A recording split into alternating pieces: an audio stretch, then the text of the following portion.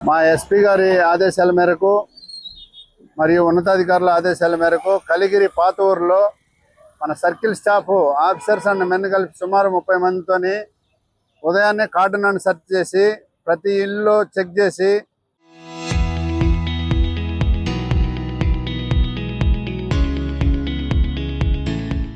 BCs మళ్ళీ rowdy sheeters suspect sheets ఎవరన్నా ఉన్నారేమోనని అందరిని చెక్ చేసి 48 వాహనాలని సీజ్ చేయడం జరిగింది.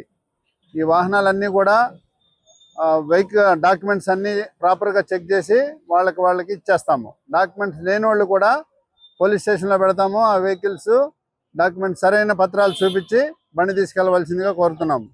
ముఖ్యంగా కలిగిరి పట్టణ ప్రజలకు మరియు మీడియా మిత్రులకు ఈ సందర్భంగా తెలియజేయటం ఏమనగా, ఎటువంటి అసాంఘిక కార్యక్రమాలకు మీ దృష్టికి వచ్చినా సరే ఇమ్మీడియట్గా పోలీస్కి ఇన్ఫామ్ చేస్తే చట్టపరమైన చర్యలు తీసుకుంటాము. రాబోయే ఇప్పుడు ఎండాకాలం చాలా ఎక్కువ హీట్గా ఉంది. ఆ హీట్ని దృష్టిలో పెట్టుకొని ప్రజలందరూ తగిన జాగ్రత్తలు తీసుకోవాలి. అబ్నార్మల్ హీట్ ఉంది, దానికి గాను ఎప్పుడూ వాటర్ బాటిల్ క్యారీ చేయాలి.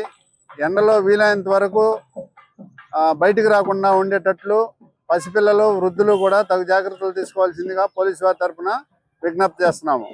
అదేవిధంగా ఇంతమంది మోటార్ సైకిల్స్ ఎవ్వరు కూడా హెల్మెట్ ధరించట్లేదు. మన రాష్ట్రంలో సుమారు సంవత్సరానికి 8,000 మంది రోడ్డు ప్రమాదాల్లో చనిపోతున్నారు. ముఖ్యంగా రోడ్డు ప్రమాదం జరిగినప్పుడు ద్విచక్ర వాహనాలు తాగి నడపటం కానీ, లైసెన్స్ లేకుండా వెహికల్స్ నడపటం కానీ, triple riding, cell phone driving, helmet లేనందువలన ప్రమాదాలకు గురయ్యి ఎక్కువ ప్రాణ నష్టం జరుగుతుంది.